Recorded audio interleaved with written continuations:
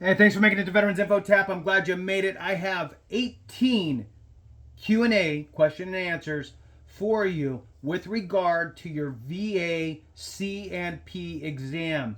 Wanted to share these with you, hopefully kind of shine some lights. I'll fill in some gaps where I can, but mostly just wanted to get this going as a good starting point and hopefully have some great dialogue in the comment section, other things that people can throw in, mostly to set people up for, I guess, the right vision when it comes to your VA compensation exam. So let's jump into it here. Please hit the thumbs up, subscribe, share with a friend, all that good stuff. I really appreciate it.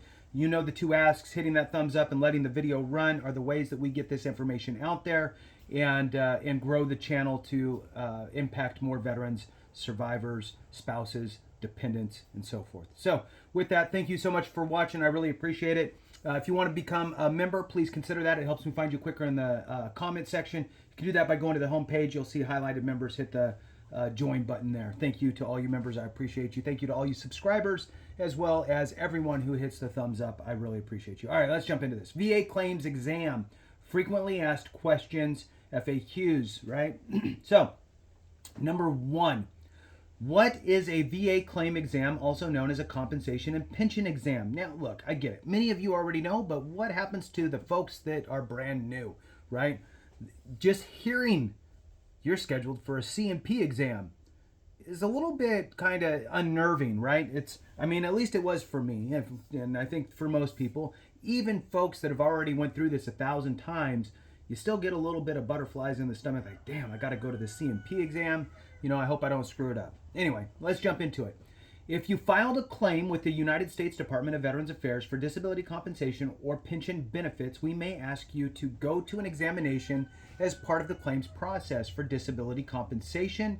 This exam helps VA determine if your disability is service-connected and the severity of your condition if you're already service-connected. In the case of pension claims, in the case of pension claims, the exam documents the level of your disability. All right, so real quick here on the service-connected piece, what the C&P exam is doing, well, what it's not doing typically is they're not trying to diagnose you. Okay, you've already provided the diagnosis. What they're trying to determine for the VA is they're trying to help do two things. One, give their opinion on the information they have. Yes, it's at least likely as not, or yes, it's more than likely service related, connected. So that's one thing they're trying to do. And two is they're trying to determine the severity of your condition so that way the VA rater can assign the appropriate rating. That's why it's so important to utilize the words directly from the schedule of ratings, because you're speaking the VA language that they're looking for to assign the appropriate rating. It's also important that you absolutely talk about how your condition manifested during your time in service, or how it is related to your time in service, manifested during your time in service, or as a result of your time in service, essentially. All right, so moving on. A VA claim exam is different from a regular medical appointment because the examiner won't prescribe any medicine or treat you. For instance, you won't receive a referral to a specialist. The examiner will only address the claimed disabilities that VA determined warrant an examination. Following your exam results will be uploaded into your VA claims file. These results will be used along with evidence of record to make a decision on your claim. Number two, is everyone scheduled for a VA claim exam? No, not everyone is required to attend a VA exam. After you apply for disability compensation and or pension, you may receive a phone call or a letter from VA or a VA contract examiner to schedule you for a C&P exam. If you claimed benefits for several disabilities, you may be asked to report for one or more exams. So each disability can be assessed by an appropriate examiner. The C&P exams may be completed at a VA facility or with a VA contract examiner. Not every claim will require an exam. It depends on what medical evidence was included with the application. So, more often than not, they're going to do an exam. There are times that they won't.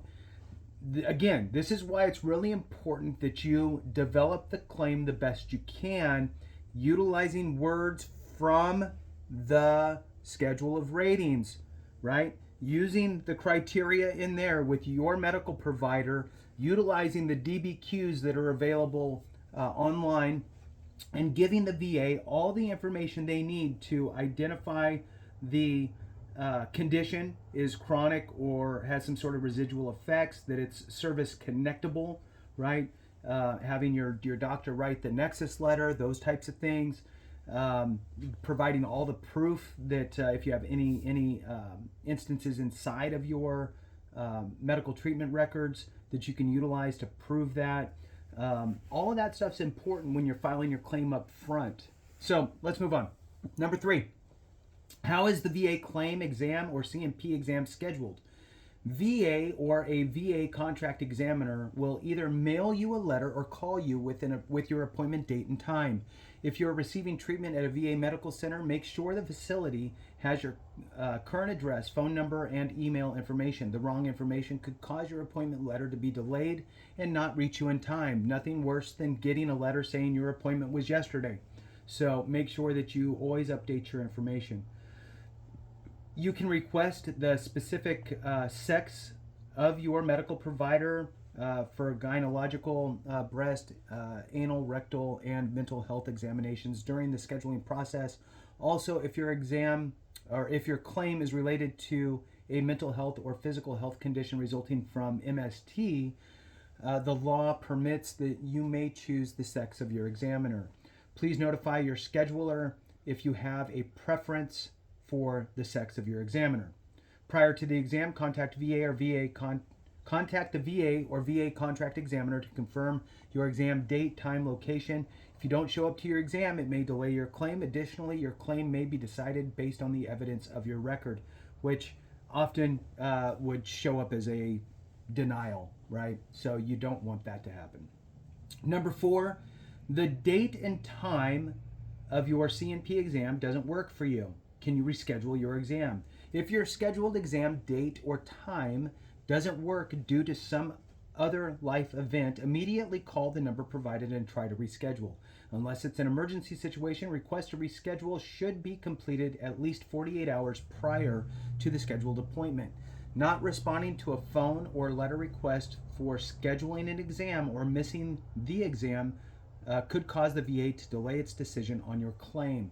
Number 5, how early should I arrive for my VA claim exam? It is recommended that you arrive 15 minutes prior to your scheduled exam. Please note, many examiners will not perform your exam if you are late due to scheduling restrictions. So that would, do your recon. I'm a fan of that. I get to the location, 2 hours early, drive around, find out where it's at, maybe even get out of the car if it's a big building, figure out where it's going to be, and then I go, okay, well, now I got an hour and a half. Where's the closest, coffee shop? Head over to the closest coffee shop, hang out, and then go back over there. All right. What can I expect during my VA claim exam? Unlike a typical medical exam, the VA claim exam will not give you any treatment or prescribe any medicine. The examiner may ask you questions, observe you, and or perform a limited physical exam. The purpose of the exam is to have an examiner evaluate your condition and review claim-related medical records and your claim file, the C file or E file. The C file typically includes medical records from the Department of Defense, DoD personnel records, treatment records from your healthcare providers, and any other documents submitted with your claim. Number 7, how long will my VA claim exam take? The length of your VA claim exam depends on how much information the examiner needs to review and the type of examination being completed. You can expect to spend anywhere from 15 minutes to over an hour. Okay, look, 15 minutes is going to be like you're going to talk about your migraines. Over an hour is going to be a mental health right? So it's kind of like everything else is kind of in between. Following your exam, the examiner completes a report that includes any test results and opinions that were requested. Oftentimes, the opinion requested is going to be, is it service connected?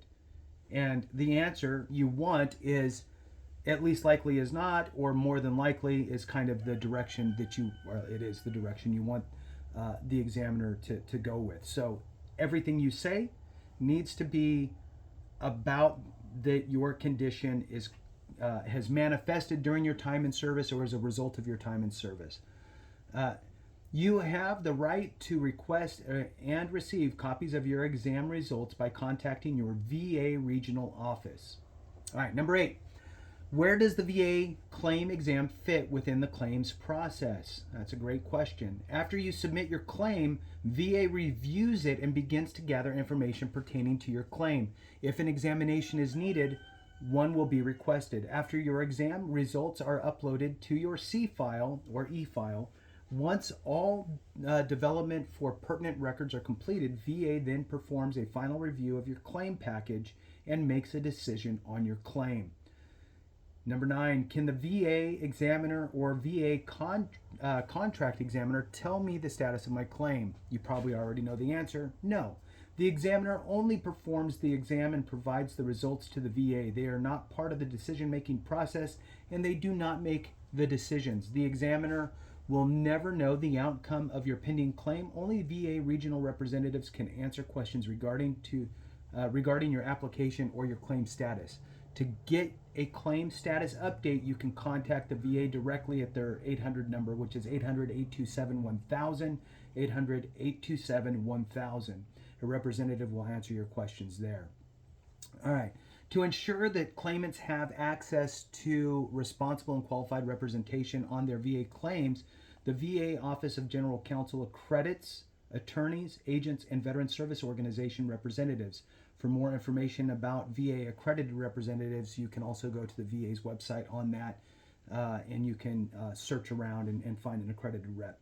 Accredited representatives are not VA employees, but because they are accredited with the VA, they have remote access into the VA's system on your behalf if you appoint them as a representative.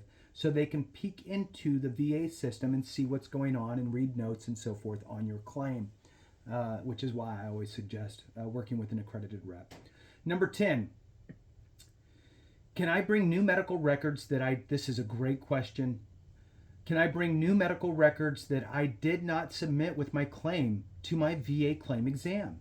If you have new non-VA medical records, please submit them to VA before your appointment.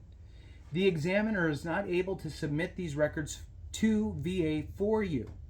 The examiner may review the records you bring, but they will not be part of your claim file if you do not submit them to the VA. All new information should be uploaded online, submitted to your accredited veteran service representative, or mailed to VA using the appropriate address. Very, very important. Number 11, can I bring my spouse or family member with me to the VA exam? Based on the approval of the examiner, a caregiver may be allowed to join you during the examination, but may not participate in the examination process. Service animals are also permitted. Number 12, I missed my scheduled claim exam. What should I do? Veterans may request their appointment be rescheduled directly with the contract vendor identified in their appointment letter, not directly with the doctor nor medical facility. If you have any questions concerning your claim exam or need to cancel or reschedule your appointments, please contact the vendor that scheduled your appointments directly, or call the VA hotline at 800-827-1000 for assistance. Number 13, my claim exam is scheduled far away from where I live. Does VA cover the travel costs? And I just did a video on this regarding reimbursement, travel reimbursement. So veterans traveling to a C&P exam in the United States are eligible for travel reimbursement to and from examination. A veteran scheduled for for a claim exam or C&P exam with a contract vendor will receive mileage reimbursement from the contract vendor. You should expect to receive reimbursement within 14 days of the completed appointment. The current mileage reimbursement rate is whatever the federal reimbursement rate is, I believe. And active duty service members are not eligible for mileage reimbursement. Number 14, the examiner didn't touch me during my VA claim exam. Is this normal? The purpose of the VA claim exam is not to provide treatment, but to evaluate your condition based on the information in your claim file, such as medical documents from current providers and completed disability benefits questionnaires. The examiner will determine what additional questions and information are needed to evaluate your condition and complete the exam. In some instances, your file may be so complete, which I suggest, that only a few additional questions are needed. Your claim will be carefully reviewed. The VA's decision will not depend on the length of your VA claims exam visit. The in-person part of your claim exam is only one part of what the examiners do as part of their evaluation. And I would say it's probably the smaller part, right? Reviewing all your documents is going to be the longer part. They also spend time reviewing your claim file to ensure they are providing the most complete and accurate information possible.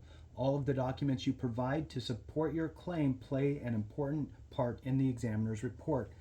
That is why I highly suggest reading the schedule of ratings, figuring out what percentage you would qualify for based on the criteria needed, then taking that exact criteria from the schedule of ratings, talking with your primary care doctor, having them complete a DBQ utilizing those same words, and even having them write you a Nexus letter outlining the situation, right? Using, again, those same words from the schedule of ratings to essentially describe the severity of your condition.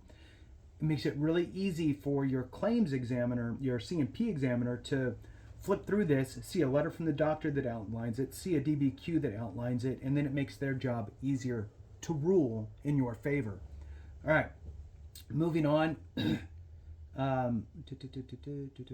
If you have a question about what is happening during your claim exam, ask the examiner about what he or she is doing. Remember, VA examiners and VA contract examiners are not involved in deciding your claim. They are not always familiar with the full claim process and cannot tell you when a decision will be made. All claims related questions should be directed to VA regional office nearest you. Number 15, I am unhappy with the treatment I received from the person doing my VA claim exam. What should I do? This is a frequent question. If you attend your VA claim exam and you have a negative experience with your VA examiner or VA contract examiner, VA encourages you to share feedback immediately. You may contact the C&P exam supervisor or VA patient advocate at the VA Medical Center. You may also contact the supervisor at the VA contract facility or call the number on your original appointment letter. Number 16, or let's wrap that other one up. There's two more sentences here. It is helpful to write out a statement of your concern that can be submitted as part of your claim file. Share concerns immediately. Do not wait until your claim decision has been made. This will help ensure that any issues are handled as quickly as possible. There is one important piece there. And again, this is the last part of the number 15 question. I am unhappy with the treatment I received from the person doing my VA claims exam. What should I do? So one, you're expressing that you were not happy with it with the supervisor or whatever. But it says here, it is helpful to write out a statement of concern that can be submitted as part of your claim. Okay, so you can write it, use maybe the 4138, that's the VA form where you can write down statements in support of your claim, and you could write down your concerns there and submit that. All right, number 16, my claim was denied without a VA claim exam or C&P exam. Is this normal? Again, before, it stated that, look, there's not always an exam going to be scheduled. Just depends. So, VA grants service connection when the claim file shows three things: current diagnosis of disability, record of an event that happened during military service that could have resulted in the disability. 3, an opinion that the current disability is related to military service, also called a nexus opinion. If there is no evidence of a current diagnosis and no evidence showing an event in service, an examination may not be warranted. If there is evidence of a diagnosis and evidence of an event in service, an examination is usually requested so an examiner can provide an opinion regarding the probability that the condition is related to active duty service. For this reason, it is important you submit all relevant military and treatment records when you initially file your claim. Wholeheartedly agree. Basically what they're saying is that if you submit a claim and you just say you have X, but you provide zero proof that you have X, and you just say it happened during my time in service, but you have nothing in your record that even remotely shows anything, you provide no evidence, they're not going to waste the time and resources to schedule a C&P exam for you. You need to do this footwork up front. All right, number 17, why is a contractor conducting my VA claim exam and not a VA examiner? VA may use contractors to expedite the claim process. VA contractors are medical experts with experience working with veterans. Depending on scheduling, your local VA medical center may not have timely availability to complete your VA claim exam. For this reason, VA contracts with private providers, allowing claimants to have their VA claim exams completed sooner rather than waiting for availability at a VA medical center. VA contract examiners follow the same HIPAA policies as VA, so you are guaranteed that your privacy is protected. Last question here, number 18, are there organizations that can help me with my claim? This is perfect. VA recommends, and I recommend as well, you work with an accredited representative, such as a veteran service officer, to help guide you through the entire claims process. VSOs do not charge for services and can help you gather evidence in support of your claim, help you file your claim, and address issues as you move through the claims process. Additional information about VA accredited representatives can be found at accredited representatives homepage at the va.gov website. To conduct a state-by-state search for an accredited representative, you can go to the OGC accredited search on the VA's website as well, or you can just type in Google search and do VA accredited representatives, and that should land you on one of the VA's pages for that. So with that, thanks so much for watching. I really appreciate you. Have a great one, and remember, if we don't take care of each other, something went wrong.